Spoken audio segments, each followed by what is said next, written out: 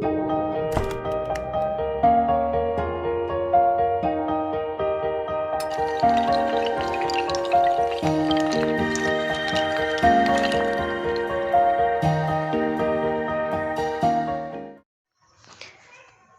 आपला इयत्ता 5वीचा स्कॉलरशिपचा घटक आहे चित्ररूप माहिती म्हणजेच चित्रालेख.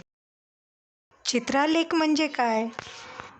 व्यवहारात एखाद्या बाबीसंबंधी संख्यांच्या रूपात माहिती गोळा केली जाते आणि ही माहिती जर चित्ररूपात दाखवली तर ती सहज समजते.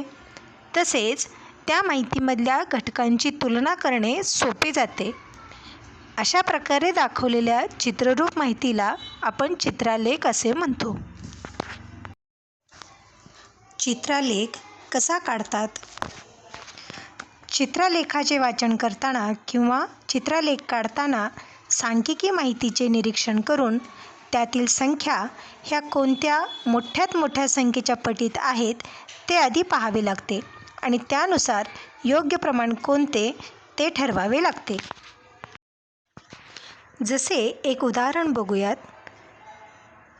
पुढील माहितीचा चित्रालेख तयार करण्यासाठी कोणते प्रमाण सर्वात अधिक योग्य आहे? आपल्याला इथे वेगवेगळ्या झाडांची संख्या दिली आहे आणि आपल्या प्रश्नासाठी 4 पर्यायसुद्धा दिलेले आहेत. चला बघूयात तर मग योग्य प्रमाण कसे निवडायचे.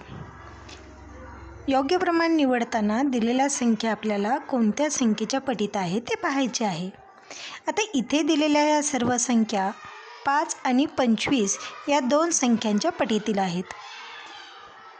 पण एक चित्र बरोबर 5 झाडे हे जर मी प्रमाण घेतलं तर काढाव्या लागणाऱ्या चित्रांची संख्या खूप जास्त होईल आणि म्हणून एक चित्र बरोबर 25 झाडे हे सगळ्यात योग्य प्रमाण आहे.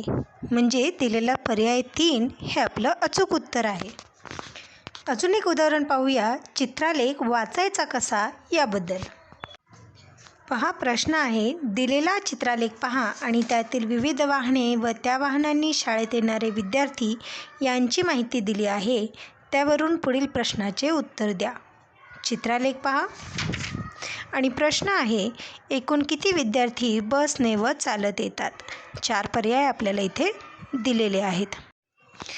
बसने येणारे विद्यार्थ्यांमध्ये एकूण 7 चित्रे दिलेली आहेत आणि चालत येणाऱ्या विद्यार्थ्यांमध्ये एकूण 8 चित्रे दिलेली आहेत. म्हणजे 7 अधिक 8 मिळून 15 चित्रे आहेत. आता पहा, एक चित्र म्हणजे 5 विद्यार्थी, मग 15 चित्र म्हणजे 15 गुणिले 5, 15 75 विद्यार्थी. म्हणजे आपला पर्याय 2 हे अचूक उत्तर आहे. चला तर मग स्वाध्याय सोडूयात. पहिला प्रश्न आहे पुढील चित्रालेखात विविध खेळ आणि तो खेळ खेळणारे विद्यार्थी यांची माहिती दिली आहे. त्या आधारे विचारलेल्या प्रश्नांची उत्तरे लिहा. चित्रालेख पहा. प्रश्न आहे कोणता खेळ खेळणाऱ्या विद्यार्थ्यांची संख्या सर्वात कमी आहे? आपल्याला 4 पर्याय दिलेत. पहा बरं, आपल्याला सगळ्यात कमी चित्र कोणत्या खेळासमोर दिसतात? बरोबर, म्हणजे सर्वात कमी खेळला जाणारा खेळ आहे लेझिम. पुढचा प्रश्न आहे कबड्डी खेळणाऱ्या विद्यार्थ्यांची संख्या ही लंगडी खेळणाऱ्या विद्यार्थ्यांच्या संख्येपेक्षा कितीने जास्त आहे? पहा, कबड्डी खेळणाऱ्या विद्यार्थ्यांच्या संख्येमध्ये किती चित्र आहेत? बरोबर, 10 चित्रे आहेत आणि एक चित्र म्हणजे 5 विद्यार्थी. म्हणजे कबड्डी खेळणारे एकूण 10 गुणिले 5 म्हणजे 10 50 विद्यार्थी आहेत. आणि लंगडी खेळणारे किती विद्यार्थी आहेत? लंगडी खेळणाऱ्या विद्यार्थ्यांमध्ये 6 चित्रे दिली आहेत. म्हणजे 6 पंचे 30 विद्यार्थी आहेत. मग सांगा बरं, कबड्डी खेळणारे किती जास्त आहेत? 50 + 30 म्हणजे 20 विद्यार्थी जास्त आहेत. पुढचा प्रश्न आहे किती विद्यार्थी खो खो खेळतात? पहा, खो खो खेळणाऱ्यांमध्ये किती चित्र आहेत? 9 चित्र आहेत. म्हणजे एकूण 9 गुणिले 5 बरोबर 45 विद्यार्थी. पुढचा प्रश्न चित्रलेखात एकूण किती विद्यार्थ्यांची माहिती दिली आहे? पहा, एकूण विद्यार्थी विचारलेत म्हणजे एकूण चित्रे किती आहेत? 30 चित्रे आहेत. म्हणून एकूण विद्यार्थी बरोबर 30 गुणिले 5 म्हणजे 150 विद्यार्थी. चित्रलेखावरील दुसरा प्रश्न. एका दुकानात विकल्या गेलेल्या धान्याची माहिती पुढील चित्रलेखात दिली आहे.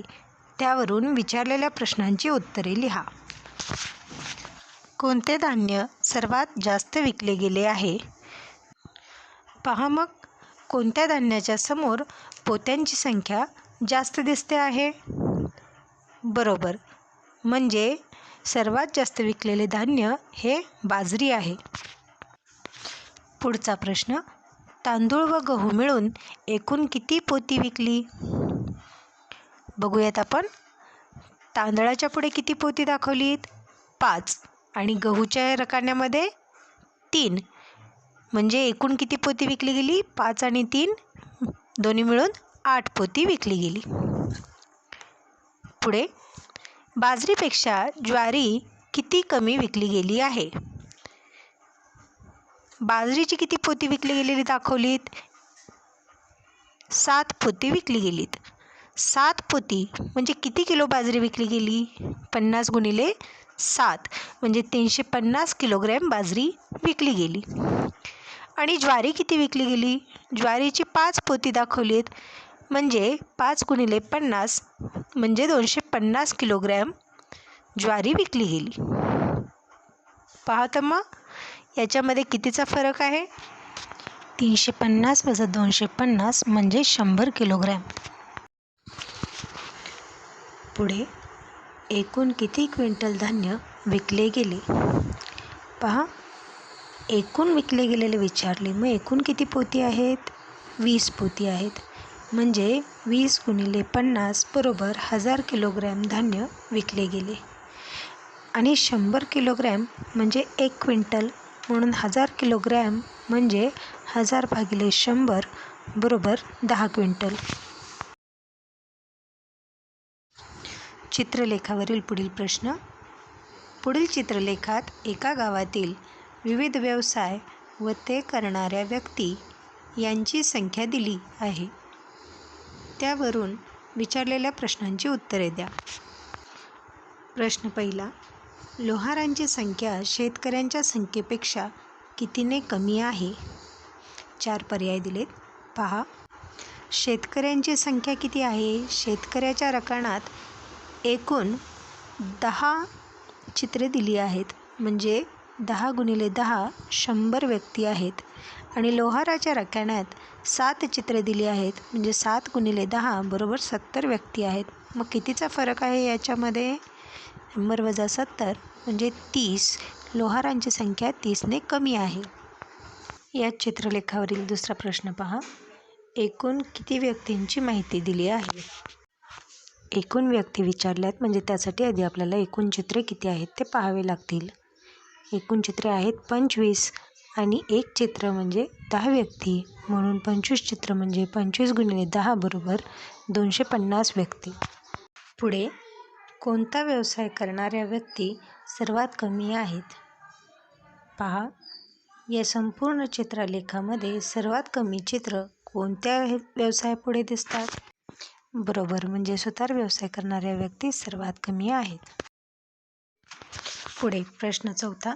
पुढील तक्त्यात शाळेच्या ग्रंथालयातील विविध विषयांच्या पुस्तकांची संख्या व योग्य प्रमाण देऊन काढायच्या चित्राची संख्या दिली आहे. या तक्त्यातील रिकाम्या चौकटीत पुढीलपैकी कोणती संख्या या ज्या दिलेल्या संख्या आहेत या विद्यार्थी संख्येच्या किती पटीत आहेत? पहा, 7 पटीने आहेत. म्हणजे या चौकटीतील संख्या या 1च्या 7 पटीने म्हणजे 1 गुणिले 7 बरोबर 7 ही आहे. पुढील 5वा प्रश्न. वडगावमध्ये असणाऱ्या विविध वाहनांची माहिती पुढे दिली आहे. या माहितीचा चित्रलेख काढण्यासाठी कोणते सर्वात योग्य प्रमाण निवडाल? आधी दिलेली सगळ्यात छोटी यातील संख्या ही 12 आहे. मग बाकीच्या संख्या 12च्या पटीत येतात का, म्हणजे 12च्या पाड्यात येतात का ते आपण पाहू. येतात, म्हणजे एक चित्र बरोबर 12 वाहने हे प्रमाण अति योग्य आहे. पुढील प्रश्न क्रमांक 6. पुढील चित्ररूप माहितीच्या आधारे विचारलेल्या प्रश्नांची उत्तरे लिहा. पहिला प्रश्न. तक्त्यात एकूण किती विद्यार्थ्यांची माहिती दिली आहे? एकूण विद्यार्थी विचारलेत, त्यासाठी आपण आधी बघूयात एकूण चित्रे किती. एकूण चित्रे याच्यामध्ये आहेत 15 आणि दिलेल्या प्रमाणानुसार एक चित्र म्हणजे 50 विद्यार्थी, म्हणून 15 चित्रे म्हणजे 15 गुणिले 50 बरोबर 750 विद्यार्थी. या चित्रलेखावरील दुसरा प्रश्न. रिक्षाने येणारे विद्यार्थी सायकलने येणाऱ्या विद्यार्थ्यांपेक्षा कितीने जास्त आहेत? इथे आपण पाहू शकतो रिक्षाने येणारे विद्यार्थी यामध्ये किती चित्र आहेत? 6 चित्र आहेत आणि सायकलने येणारे विद्यार्थी यामध्ये 4 चित्रे आहेत.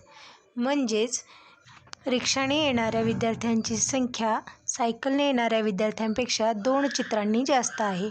एक चित्र म्हणजे 50 विद्यार्थी, म्हणून 2 चित्र म्हणजे 2 गुणिले 50 बरोबर 100 विद्यार्थी जास्त आहेत. प्रश्न 7.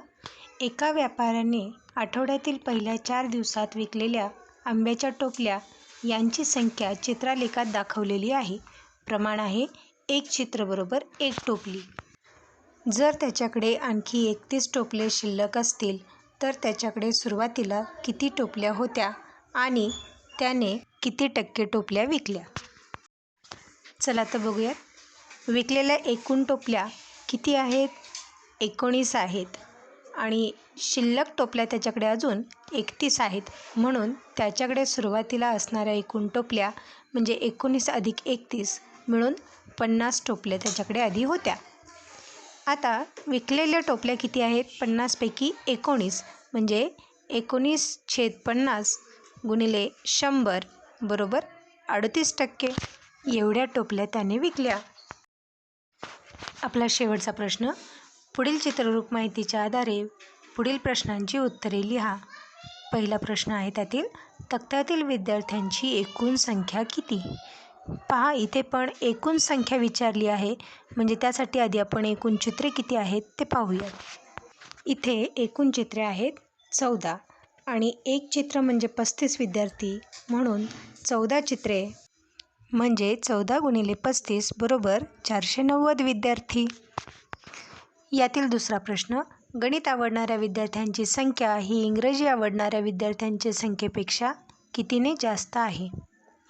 पहा, गणित आवडणाऱ्या विद्यार्थ्यांमध्ये किती चित्रे आहेत? 5 चित्रे म्हणजे एकूण 5 गुणिले 35 म्हणजे 175 विद्यार्थ्यांना गणित आवडते. आणि इंग्रजी आवडणाऱ्या संख्येमध्ये किती चित्रे आहेत? 2 चित्रे म्हणजे 2 गुणिले 35 बरोबर 70 विद्यार्थी असे आहेत ज्यांना इंग्रजी आवडते. मग आता पहा, आपला प्रश्न आहे की गणित आवडणारे विद्यार्थी इंग्रजी आवडणाऱ्यापेक्षा कितीने जास्त आहेत? मग कितीने जास्त म्हणल्यावर आपण वजाबाकी करून पाहूयात. 175 वजा 70 म्हणजे 105 विद्यार्थी जास्त आहेत ज्यांना गणित आवडते. पहा, सोपं आहे की नाही चित्रलेख? चला तर मग just complete your homework and be smart. Then success is yours. Thank you.